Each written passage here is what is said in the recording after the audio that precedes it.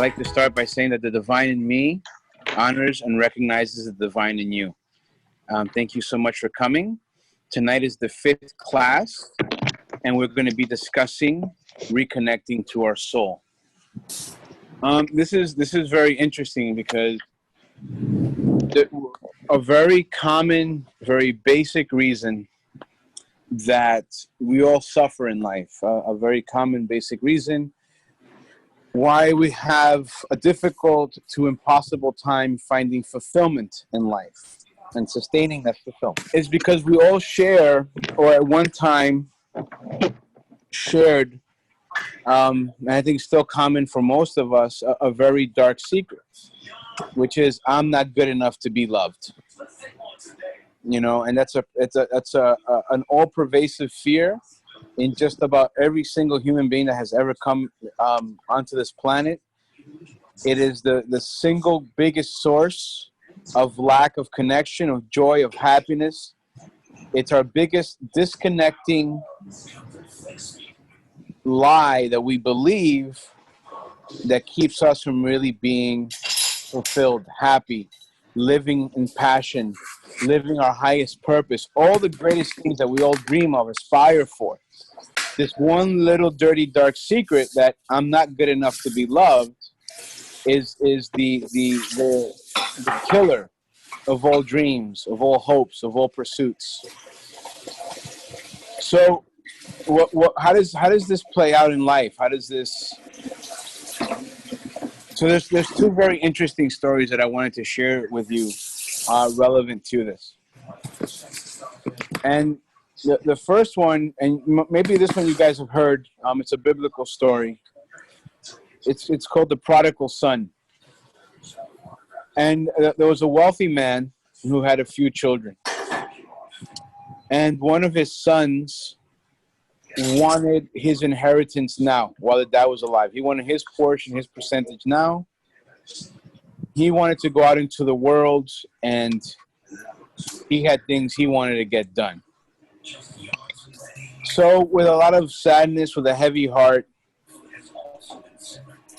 his father and mother granted him this desire, this wish, and they gave him his allotment of their inheritance, you know, despite their best counsel to him not to go ahead with his plans. So that the young man goes out with his allotment of inheritance, and he begins to spend the money.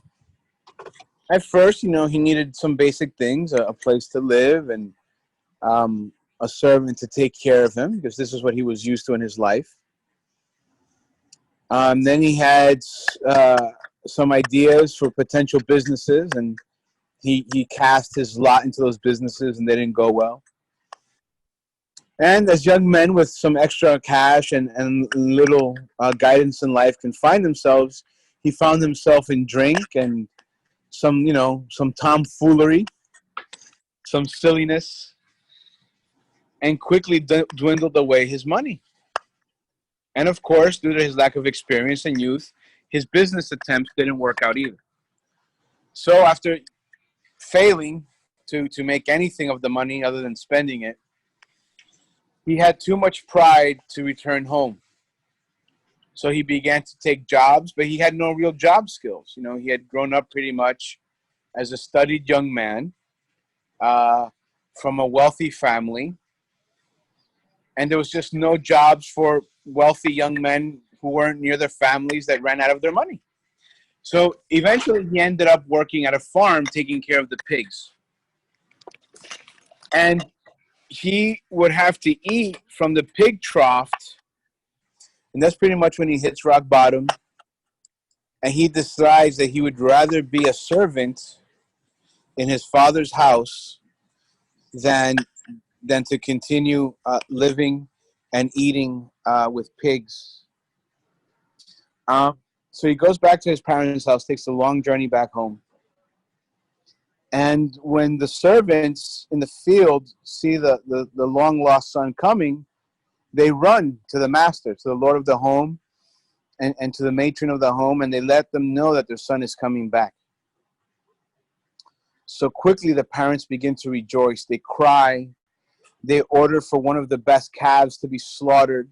A massive meal is prepared. They immediately send a word to the town for musicians to come. And an entire feast within moments is made to come together. When the son arrives, the father greets him. They bring him into the house. They bathe him. They give him fresh clothes. And his father gives the boy one of his own rings. Well, he wasn't a boy, he was a young man.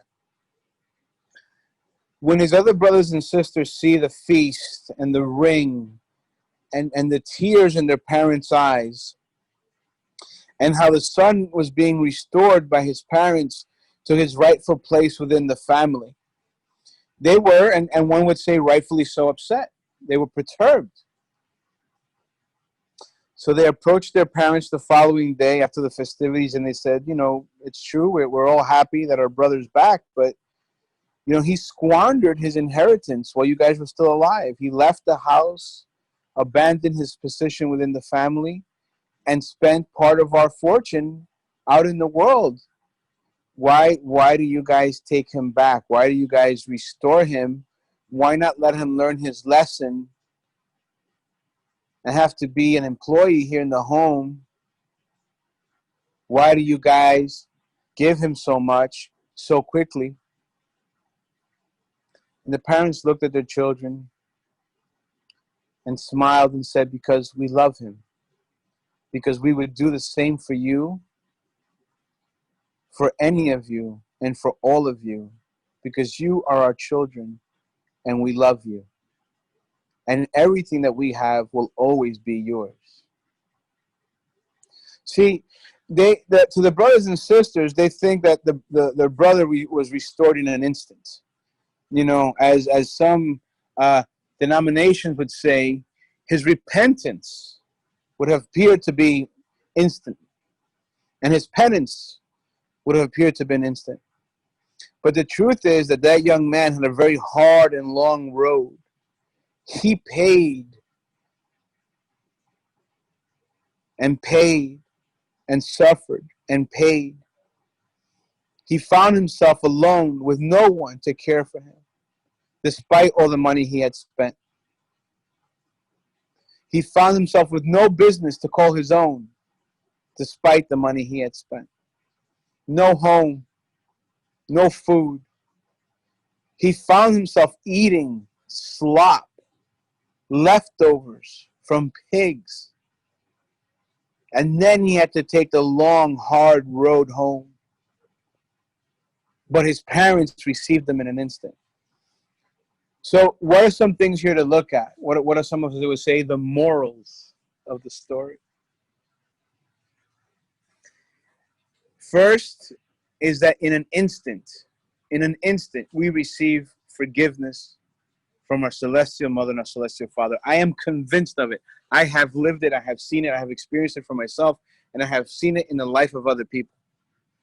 Forgiveness from our Creator is instantaneous. It happens faster than that snap of fingers. What takes long is us. We punish ourselves. We pay and suffer and pay and take this long road home. We beat ourselves up with our ego, with our jealousy, with our envy. We separate ourselves from people, from family, from friends, because we don't believe in ourselves. So we look for confirmation from all the wrong people. We give the wrong people the power to control our lives, to dictate our choices, to determine what we do, who we are. And we give them that power because we feel powerless to define it for ourselves. And because we don't have the right frequency to attract the right people into our lives, because we're lacking something, we're lacking that soul connection that we're talking about tonight, then automatically through the law of attraction, we're going to attract the wrong people into our life. We want somebody to make the decisions for us, as an example. Or we allow the wrong environments to guide and dictate and mold our decisions. And then we end up living in pain and in suffering, in a disconnection from our spirit, in a disconnection from our soul. And then we think we're unworthy of God's love. We think that we don't deserve the love of our Creator. So then we take this long road home of self-pity, of victimhood, when forgiveness is in an instant. If we decide to stop eating slop and immediately go back to our Creator, immediately return to our path, immediately begin to surrender and seek our highest purpose, the connection is instantaneously. Everything will begin again to flow into the light. Now, we have to be logical. You know, just like that son, even though he was instantly received, he was obviously malnourished. He was obviously traumatized. So there's a healing process that has to take place, but he's already home. He already has the certainty that he is home with his loving parents. So first, let us come home. If we truly want to reconnect to our soul, let us immediately claim ourselves worthy of our Creator's love. If you cannot see that you are unique, that you are beautiful, then look at the reflection of creation around you. That is you, the butterfly, the eagle, the condor, the snake, the scorpion, the clouds, the dolphins, the deer, the tiger, the boar, the jaguar. We're all connected. We are all one. So how could you not be worthy of love? How could you be any less? You know, there's not a single bird in all of creation that ever wonders where its food is going to come from. It knows there's a tree there. It knows there's a Creator that's sustaining the earth, and that tree is going to be there to feed that bird always. Yet we worry. And we worry about things because we feel that things are outside of our control, because we don't feel like we're good enough. And that's the biggest source of our spiritual disconnection. If we could immediately just let go and surrender and say, you know what, Creator? I'm going to let you drive this intergalactic ship that is my soul. I'm going to let you guide my experience here on this planet. I'm going to surrender to the highest will in order to fulfill my highest purpose. And I am worthy of love, because I am the love of my Creator. I am my Creator's love. I am love. Then immediately you and your soul are reconnected. Now we can begin the healing process. We can begin to strengthen that connection. Okay, because everything in life is a mirror. As above, so below. As below, so above. So there's a spiritual mirror for everything in the physical world. And in the physical world, there's a mirror for everything that's happening in the spiritual. It's a manifestation. So it's a muscle. Look at it this way. So now we have to strengthen that muscle of certainty. That muscle of connection between you and your soul, between your mind, body, and soul. And how do we do that? How do we strengthen that connection? We look at the fundamentals of life. We look at love. We look at laughter. We look at sharing, at forgiving, at acceptance, at comprehension, compassion, and reconciliation. I'm going to repeat that. We look at the fundamentals of life to strengthen our spiritual connection with ourselves, with our own higher self, with our own soul, between the soul, the mind, and the body. We look to the fundamentals of life to strengthen our connection, our whole being's connection, the mind, body, soul being, with the great being, the great spirit, the great Inti. The fundamentals of life: love, laughter, sharing, forgiving, acceptance, comprehension, compassion, and reconciliation. If we can wire, better said, of course we can. When we wire our brain, when we take the time to physically and consciously make these fundamentals an active part of our life, that we express it and share it with ourselves, that we give it and share with others. When we make these fundamentals of life our fundamentals, you feed, you nourish your soul, and you edify your own being. And that's the most radical thing a human can do. is nourish themselves with light, empowered with the frequency of love. There is no more radical behavior. There's no more radical existence. And hand to God, I wish I could be there all the time. But I'll tell you the truth, I'm not. But I aspire to be. I work to be. I make mistakes and eat my mistakes whole to get there.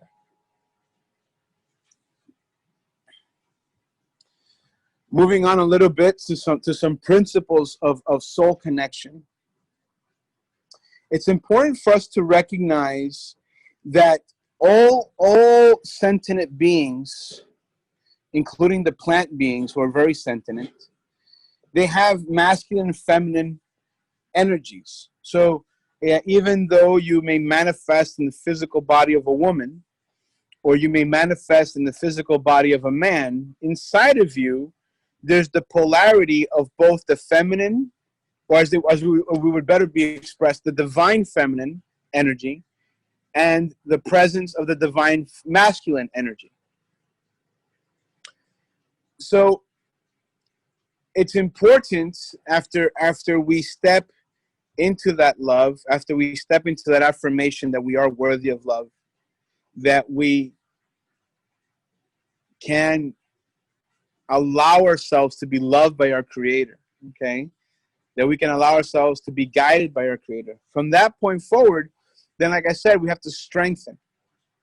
And one of the things that we want to look at as we strengthen our spiritual power, as we strengthen our soul's connection to our whole being, the being of mind, body, and spirit, is the masculine and feminine principles of divine existence. We should, as best we can, work to have a balance within ourselves and an awareness of this masculine and feminine, where men can express creativity, where men can cry, where men can dance, where men can share beauty with the incorporation of the divine feminine curve, and where women can lead, where women can administrate.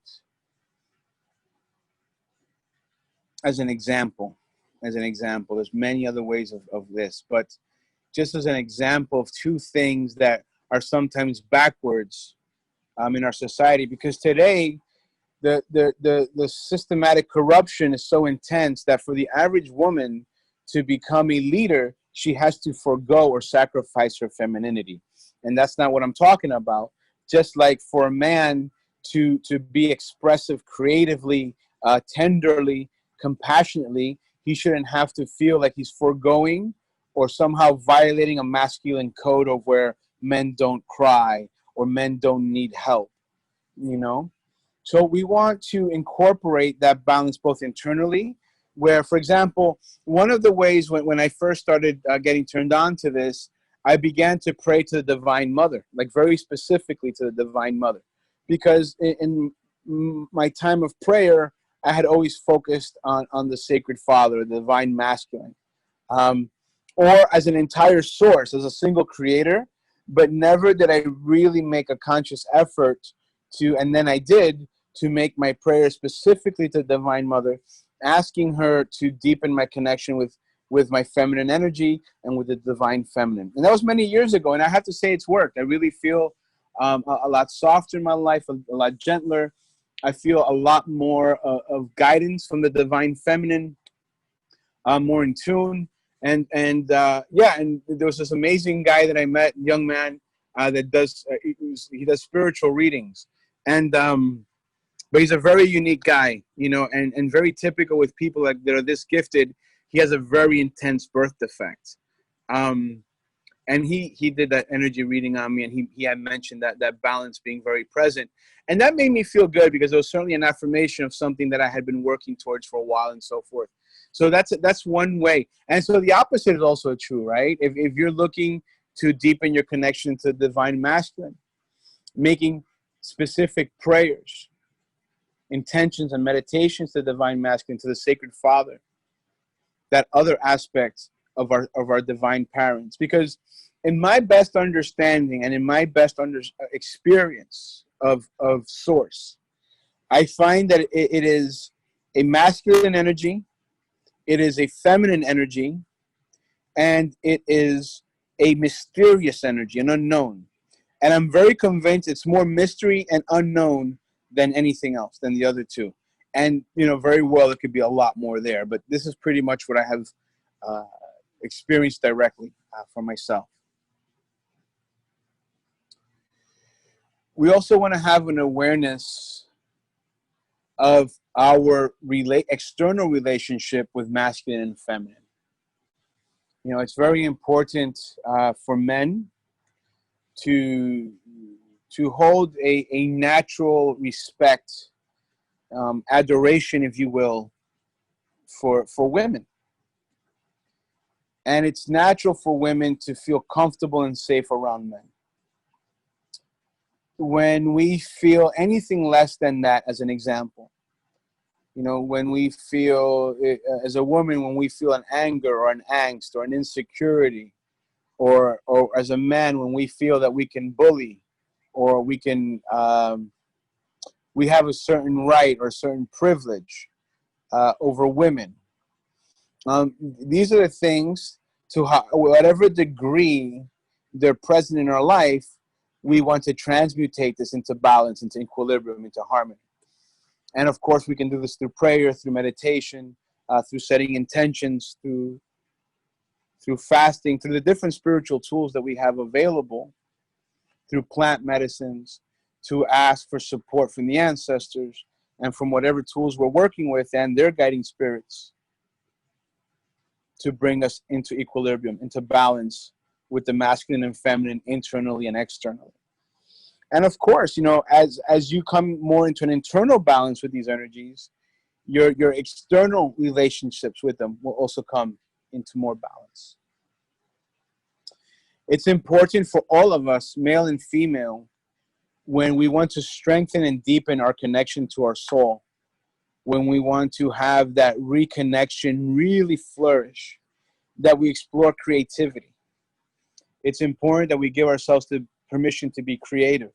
Even if it's just on your kitchen table, even if it's just coloring one of those coloring books by the numbers. By the way, there's a lot of amazing coloring books now for adults. They're fantastic. I love them. Or whatever, if you've been holding back a creative desire, a creative dream, I always encourage you to take a class. There's probably free material on YouTube or somewhere on the internet that you can start with and get going. But creative expression is really important, and don't judge yourself. There's a great saying, and I don't remember all the words now, but it's dance like nobody's watching, sing like nobody's listening, and love like it never hurts. And so do that. Give yourself love. Give yourself permission to dance and sing with whatever your version of that is, and express your self-love in that creativity. And if you never feel confident enough to show it to someone else, then don't. But when you see it, smile from ear to ear, because that's your expression of love from you to you. It's also important to be aware of what it is that we allow into our environment. Okay, our environment is very, very, very important. You have to be firm. I'm not saying to be a zealot or to be dogmatic, but you have to have a firm boundary on what's allowed to happen in your home, in your bedroom, as much as you can in your workspace. Your environments are very important. These are the places where you expose your mind, body, and spirit to. A lot of places can be charged with different energies. And if you're finding that there are environments that are not feeding you, or even worse, they're draining you, then either you have to change your relationship with the environment, or you have to change the environment. But environment is massively important. If you think of yourself as a fish, or a flower, or even a beautiful crystal, If you put it in a toxic environment, in dirty, muddy water, it's going to stain. It's going to lose life force. It's going to lose connection. So the retention, the development, the fortification of your soul connection really depends a lot on the environment where you're exposing your mind, your body, and your spirit to.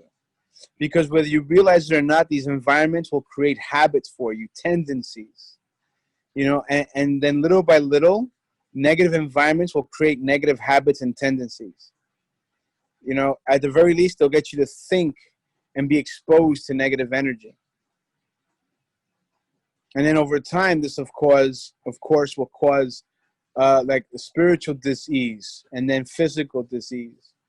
So having an awareness of your environment is super important. There's another thing that's really beautiful to practice, which is a conscious awareness of the colors, the flavors, the experiences, and the smells going on around you. I don't know, this image came to mind right now with kids playing in the park and parents maybe stuck on their phones, just not being present with the experience of those kids playing in the park. Listen, 13, 14 years go by really quick, and then there's no more park. That's just something that happened in the past, and either you sucked up the experience to the fullest, or as I like to say, you licked the deliciousness right out of the bowl, or you didn't, and that's really on you 100%. Can you make a conscious effort to be present for your experiences, for the experiences that the universe brings to you, both bitter and sweet? Can you face the bitterness with the same certainty, with the same soul force as you do the sweetness? Can you accept that there's a teaching, a lesson in everything, and they're both equal gifts?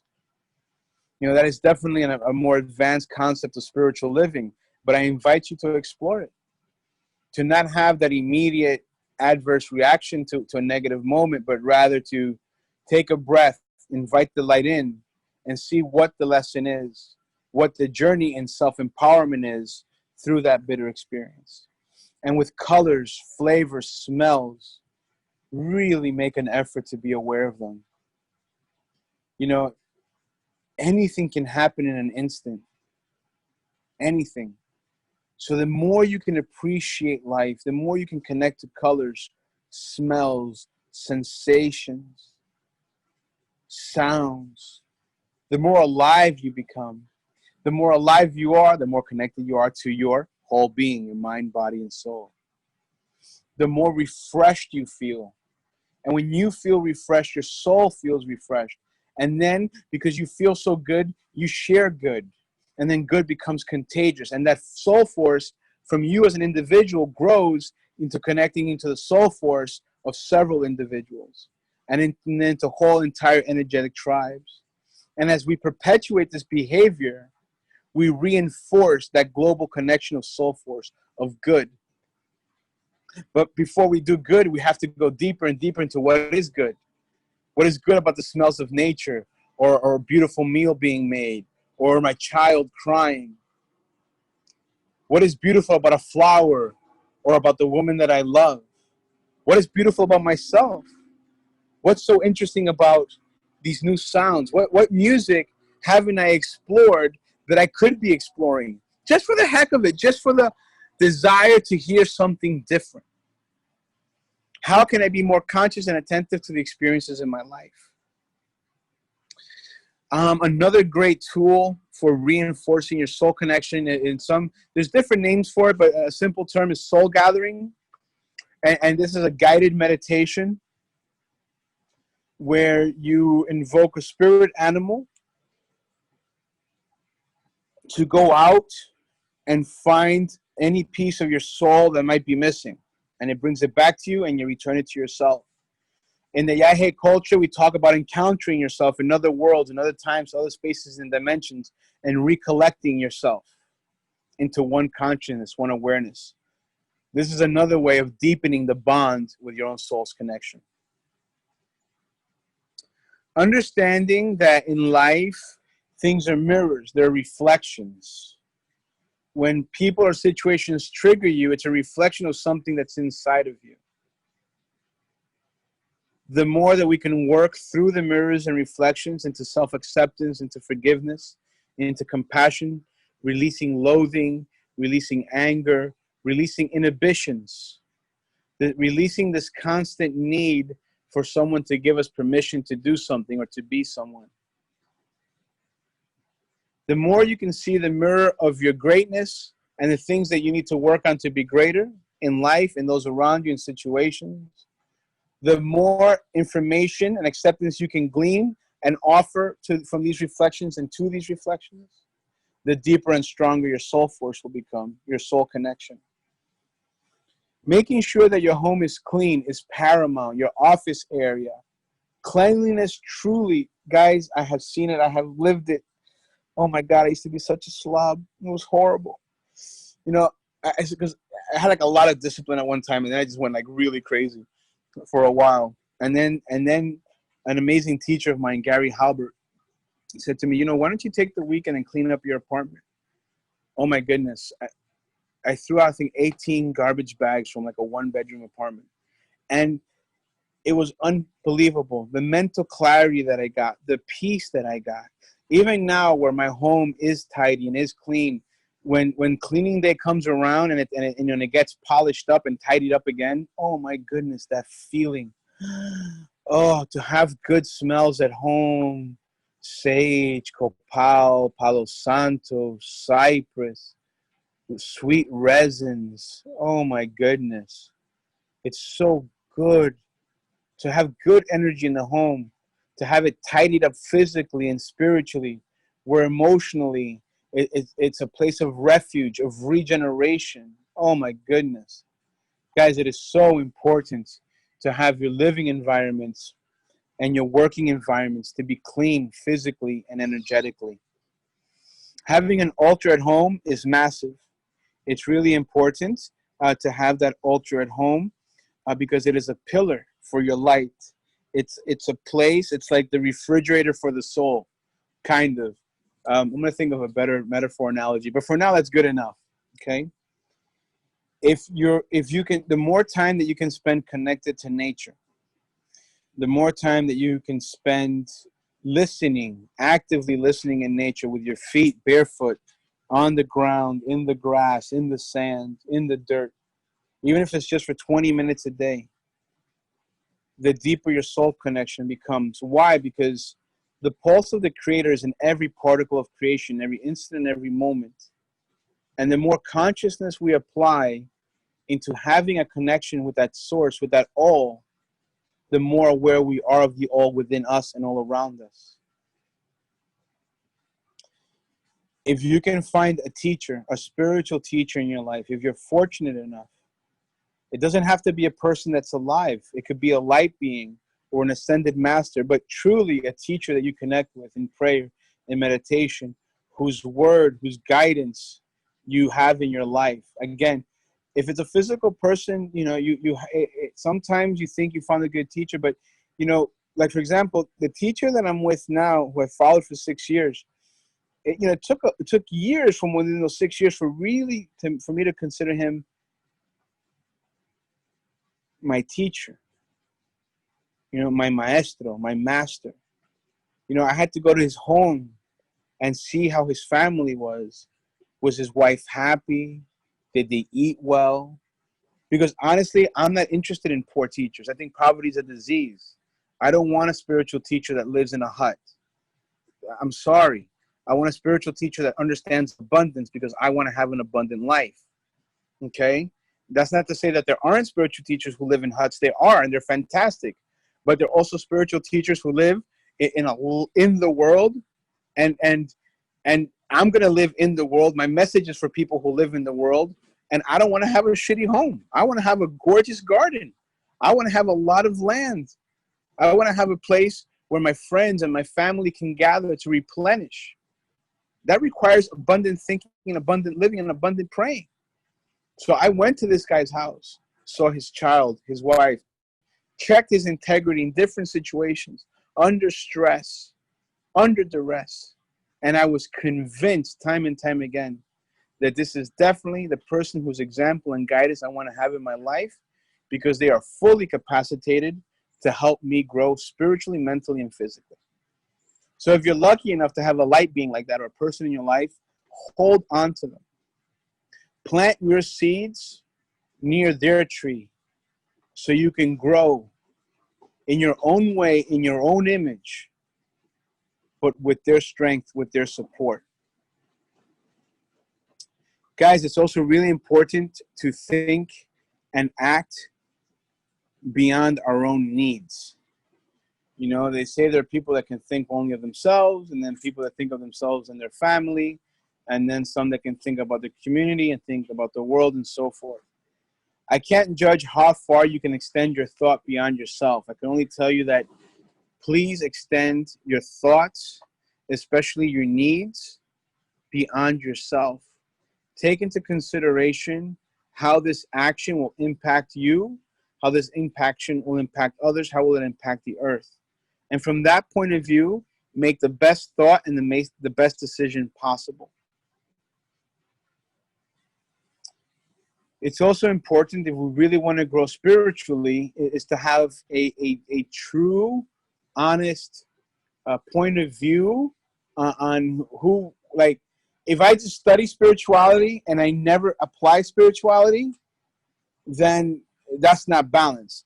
And if I'm only acting spiritual, you know, praying, meditating, saying really cool spiritual shit, or in my case, wearing some cool necklaces from the Amazon jungle, and that's all I'm doing, but I'm not actually studying life.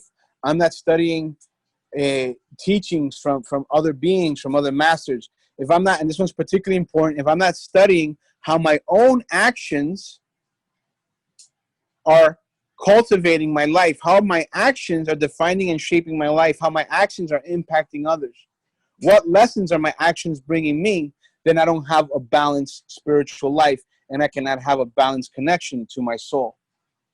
So having awareness between study and application, and understanding what the word study means. The word study, yes, it includes books and podcasts and videos and movies and workshops, but also includes studying yourself. Observing yourself as an honest witness to your thoughts, to your actions, and to their consequences, to their impact, and being willing to improve even on greatness, and of course improve on those things which don't serve you and serve others.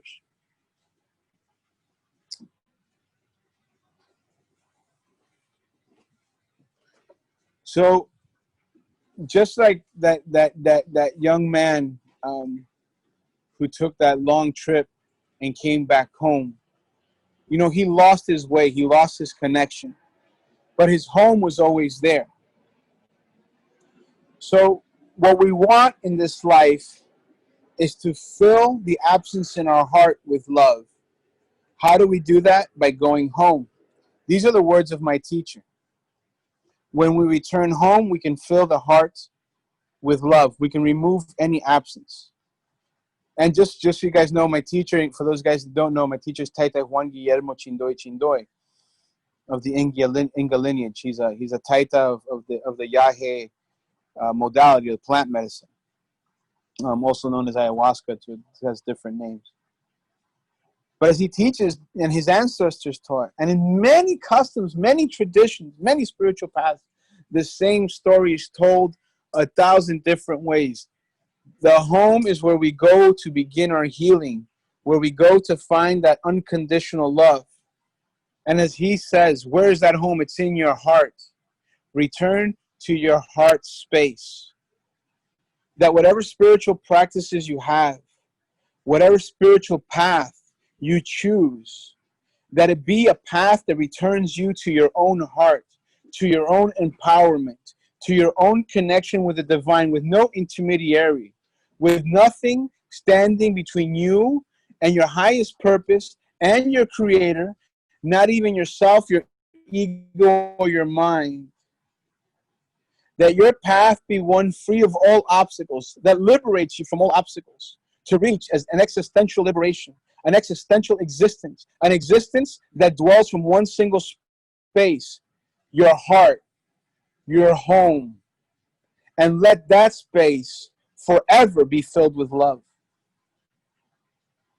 Ultimately, it's important that we see ourselves as co-creators of this life, of this existence, of this planet, because every little action that we do has an impact on creation as we know it. So we're constantly co-creating from the smallest thing around us to something simple like what kind of car I drive or what kind of food I'm eating. That simple choice has a massive series of ramifications, a massive series of ripples that extend from that one small decision.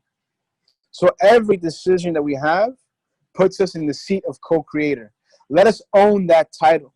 Let us own that responsibility and live with the joy knowing that we can co-create every single aspect of our life through the decisions that we make and the actions that we take to implement those decisions. Okay. So we're going to begin to wrap it up, and then we'll see if anyone has questions again after that. Okay. So ultimately, what we want to see within ourselves is a balance between the mind, the body, and the spirit. Okay, if we're talking about the soul and we're talking about a connection to the soul, then we have to talk about the mind and the body. They are here. They're part of our existence. You know, it's very curious how we have the concept of the Holy Trinity, and we exist as a Trinity. We have a mind, a body, and a spirit. So in life, we need to work towards honoring this, or as my teacher would say, to give reverence to this. So honor your body. That's really important. So many of us are willing to punish our bodies. We will to think it doesn't, because it doesn't cost, we with excessive stress, excessive work, or poor working conditions, or we accept environments that really do not support the whole value of who we are. So it's important to ground into the body, to have a even if it's something simple like walking for a few minutes every few days, but with an awareness, not just walking like with your headphones on and listening to music, and because that's great, and going to the gym and working out is great, but something more, that you have to be conscious, that you have to be present in what you're doing physically with yourself. Tai Chi, Qigong, and yoga are great examples of that. But, it doesn't have to be just that. It could be any physical activity that you're doing consciously, where you're physically connecting to your body and checking in with your body. Hey, lungs, how you guys doing? Heart, how you doing? Kidneys, organs, what else is in there? Gallbladder, liver, big digestive, small digestive tract, how you guys doing? Urinary tract, how you guys doing? Hey, little anus, what's going on with you? Do you itch? Do you have a rash? Are you feeling good? Is the poop burning because I'm not eating the right things? Seriously, guys, how are your toes doing? Are they grungy? Do they have a bunch of fungus growing on them? Are you taking care of your body? Are you saying to yourselves, I'd rather have $150 in the bank than pay for a good $150 massage or acupuncture session? What value are we giving to our body? A great thing to do for the body, and I'll put this in the follow-up email, is the liver and gallbladder flush. There's a guy called Andre Moritz, and and I'll see if I find a link to it. You can find this PDF online for free. It's called The Amazing Liver and Gallbladder Flush. And it talks about a bunch of things that are fantastic, like oil pulling, as an example. But of course, the star of the book is the liver and gallbladder flush. And that's really amazing, because when we're angry, when we're upset, when we're stressed, excuse me, guys, the liver produces a toxic bile. And these impacts that we have on the body, they create stress, and the stress gets stored in the body. Okay, and a lot of it gets processed by the liver. And so these stones form in the gallbladder and the liver. The stones are present in the kidney, There's already thousands to hundreds of small stones in the gallbladder and liver, and dozens of larger ones, and sometimes even thousands, but all at once, from what I understand. When we these in the body, we're releasing these memories. We're releasing these little tiny batteries of negative energy that are being stored inside the body. So we're carrying around, like these little residual negative reminders or negative battery packs of shit that happened days, weeks, months, years ago. So let's flush that shit. Literally, let's flush that shit out of the body. Okay? So I highly recommend that if you guys don't already do the liver and gallbladder flush, that you do it. It certainly has helped me a lot. The liver pulling that the book talks about is fantastic. I don't do as much oil pulling as I should, but it does fantastic result. I highly recommend that as well.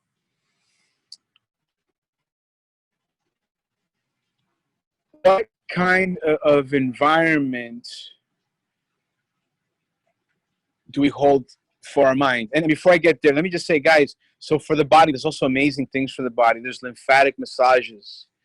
There's infrared saunas. There's acupuncture, acupressure. There's trigger. There's breath work. There's so many things that you can do physically for the body that have immediate spiritual payoff and a long-term investment in your mind-body connection, your mind-body health. Your self-empowerment, that's really it. If you take your body with love, if you nurture your body, you're going to feel strong. When Carlos does that yoga 3 or 4 times a week, Carlos is on fire, all day, all night. Let me get 3 days without doing yoga. Oh my gosh.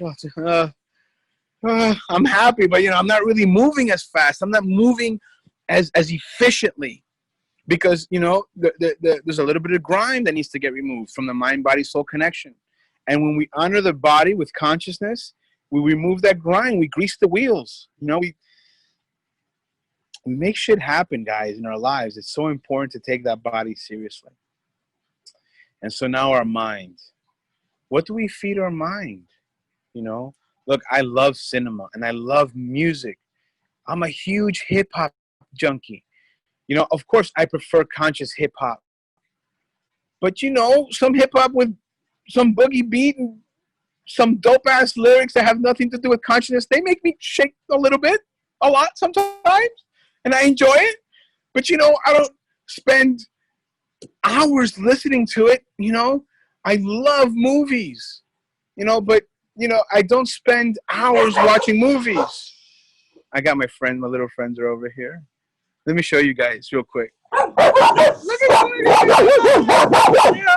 okay, that's really loud. They're just saying hi. Look, guys, they really love it. He gets a little upset with me, but as soon as I give him some dinner, we'll be cool. This is Griffin. Griffin is a G. He's straight up G. He runs the show, believe it or not. That's why he doesn't have to say anything. There's power in silence. So the mind, okay? What thoughts do we feed the mind? One of my favorite things to point out is when we project into the future a negative result based on the potential of something happen that's not even confirmed yet. Or if something got confirmed, it's absolutely going to go wrong. Guys, projecting negativity into the future is very dangerous because that's what we're projecting. That's what we're placing into the future. So we're creating the potential, or we're fortifying the potential of a negative result that we're going to have to bear the consequences of. So what we feed our mind and how we use our mind are very important. The environment that you have in, both as a mind state or as a state of mind, and what you feed the mind creates your thoughts. Have you guys ever watched like a TV show and then you're doing something completely unrelated days later and like the scene pops up in your head and you're thinking, oh, John should have done this. What? You're thinking about a script that was already written, about a show that was already filmed, that already aired, and you're like either reliving the scene or thinking of different ways that the character. How is this adding any value to your life? You just lost 10 seconds of your life you're never going to get back. If we put all the 10 seconds of our life that we lost on silly, stupid shit on a string, how long would that string be, and how many days of life would we have left to reinvest?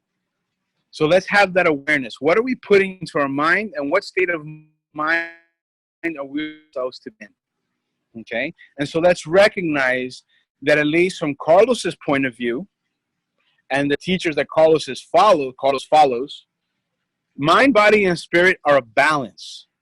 The body is good. The flesh is nice. I like kissing. It feels good. I like eating. It feels good. I like breathing. I like being in the ocean. I like feeling heat. Not a big fan of cold, but I'm grateful it's there. The body is good, guys.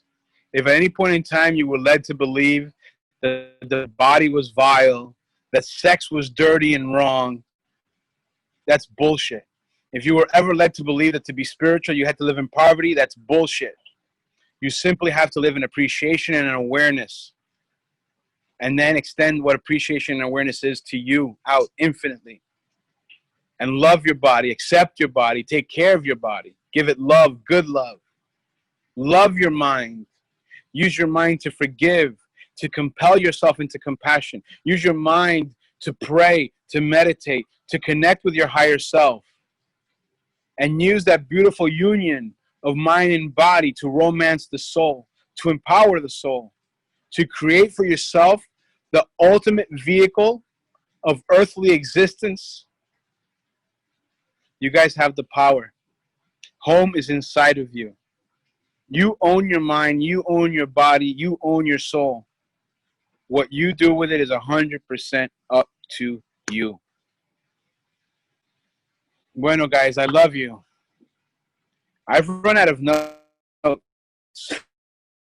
So, I have questions.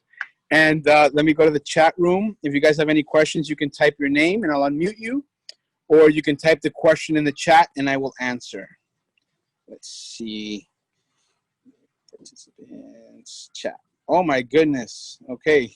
Since we were last here in the chat room, a lot has happened.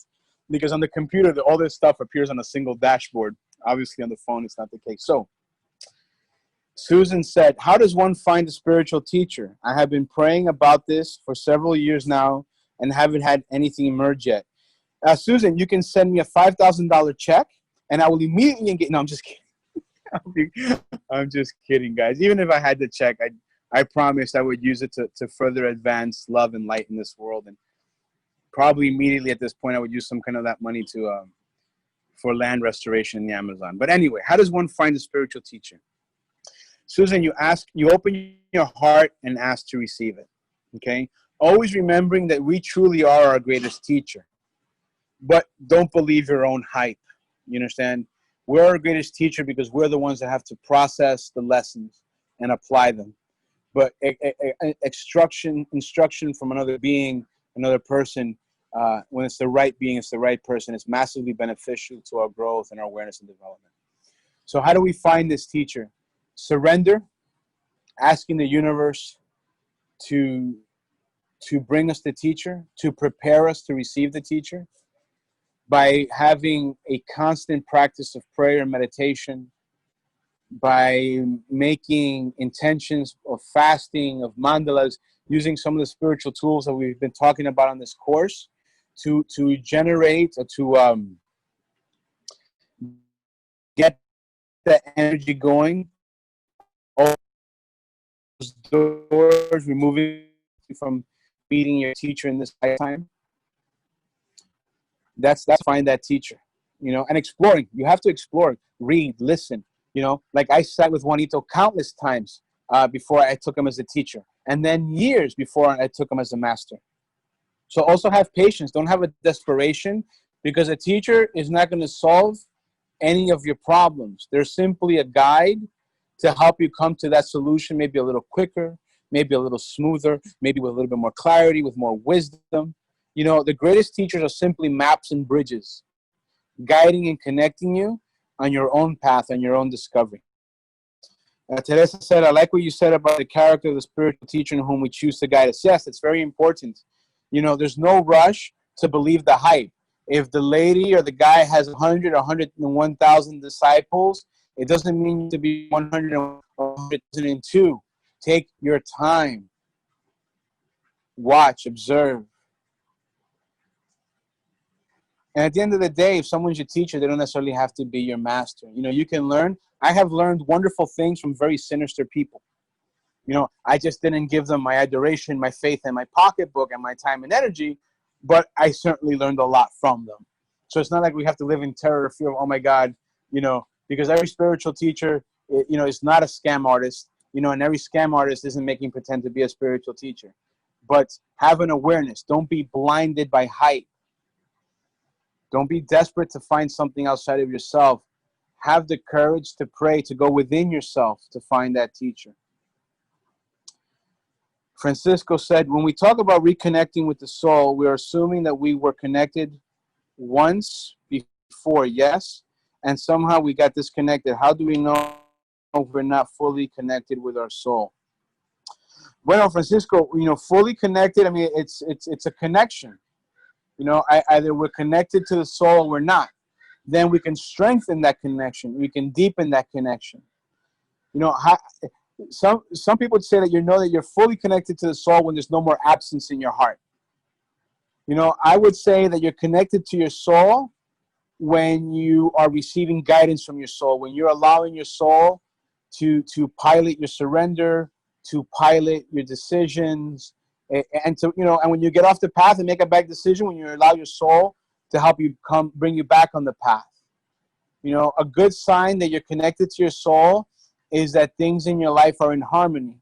They're coherent. There's a harmonious coherence in your life.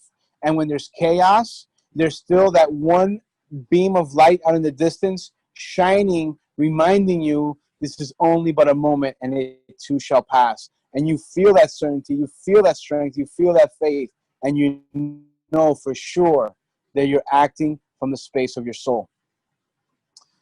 Teresa said, I like that you are giving us practical ways to enhance the mind-body connection. The fundamentals are paramount. My pleasure, Teresa. Yes, it's all aspects of whom we are.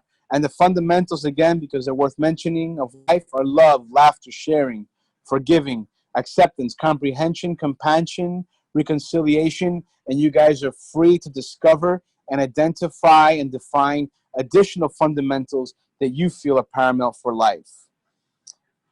My pleasure, guys. Teresa says, how do I feel about commitment to another partner, and what about marriage? And the partner being the teacher or one of your teachers. I'm not fully, perceiving the question, but how do I feel about commitment? I think commitment is fantastic. Commitment in general, to a path, to a discipline, commitment to yourself, to the creator, to creation, to each other. Commitment to a romantic partner, I think it's massive. I think the universe is free will. However you want to play it. But like my friend Jerry Powell from Rhythmia says, when he took a journey and visited the moon told him that the best way to do it is with a single partner.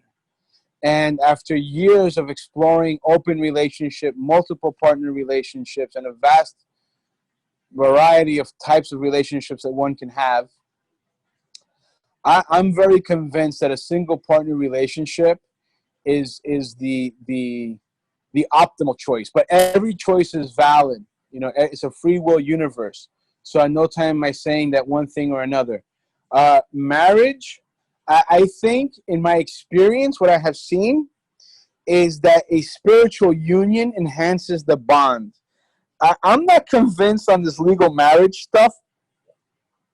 There seems to be some kind of weird juju that happens when people get legally married. Not I'm saying that it happens to everyone or anything like that, but and it could just be me. I haven't done an actual statistical analysis on it, but I think committed spiritual bonds that carry the same contractual commitment or responsibilities as what we consider to be an institutional marriage. I think they enhance relationships. I've seen that a lot, and I believe in that. Um, and the partner being the teacher or one of your teachers.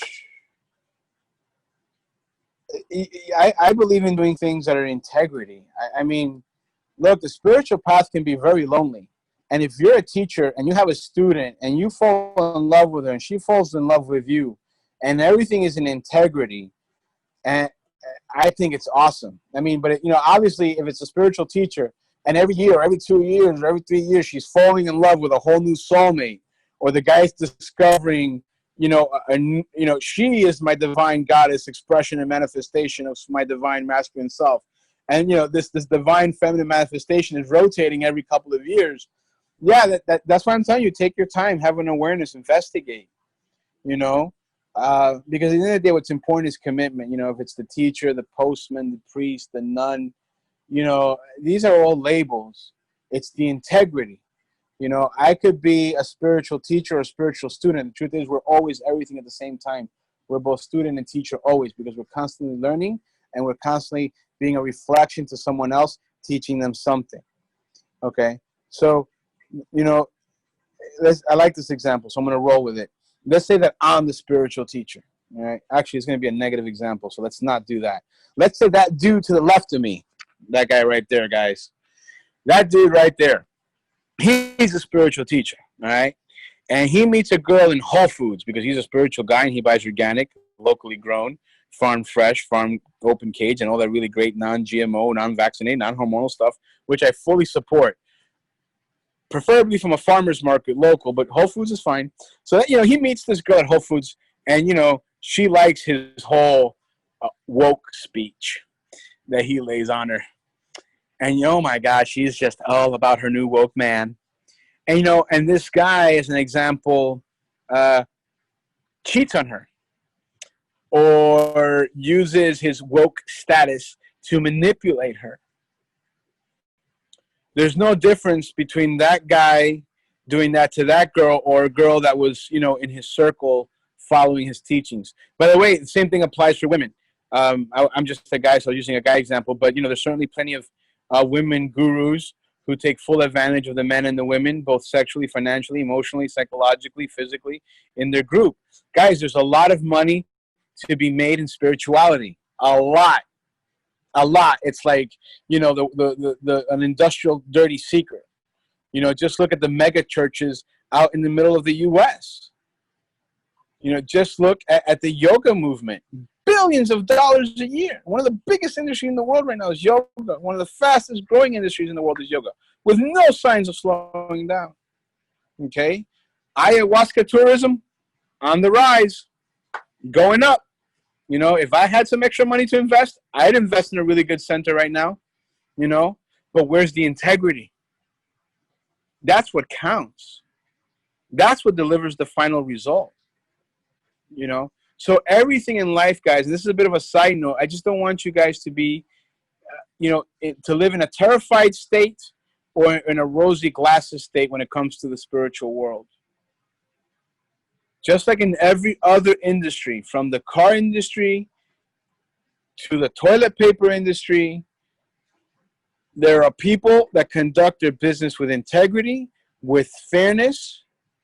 They offer an excellent service at a fair price with their customer in mind, with the end result in mind, with an awareness for the earth in the process as how they reach, as they go towards that end result.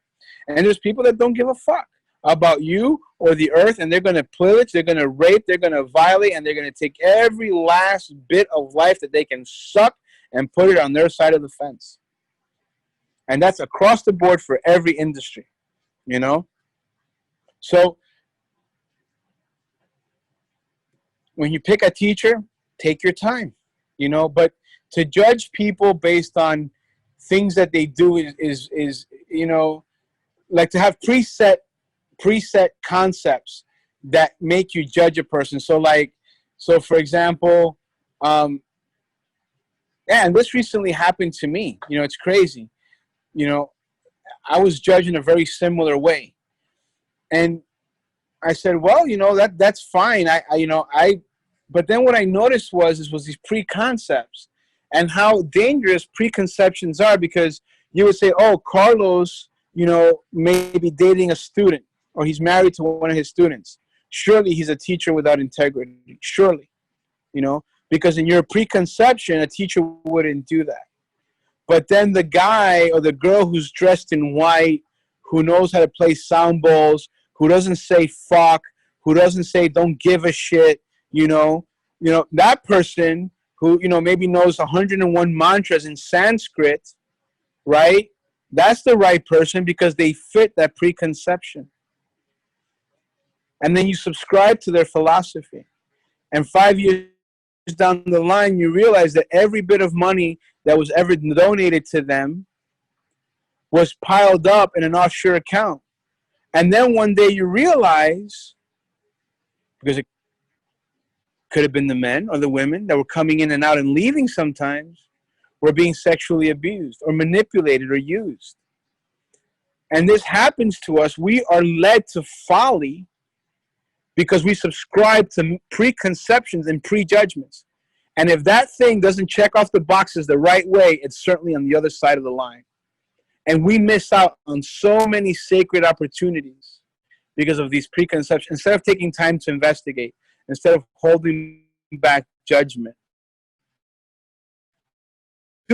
So we live our soul's potential, applying preconceptions to who, and then we miss out on the full experience of what we really are. Bueno, guys, so there's no more questions. Go back to all of you guys. All right. So if there's any other questions, guys, please send them to me in an email. We're about to end. So if you happen to add a question down in the comments, I will answer them in the email we send out to everyone. Francisco, my pleasure. I love you, brother. Cynthia, I love you, sister. God bless you guys. Protect all of you. Another book you guys might be interested in, which is an excellent study in frequency, energy, and what true power is a book called Power versus Force. Power versus Force. Bueno, guys, as always, I love you. I'm eternally grateful for your presence in this class and on this earth. May the love, the divine wisdom, and celestial protection and abundance of our Creator always flow from you and to you, and may you always have full awareness of its presence in your life. Ciao.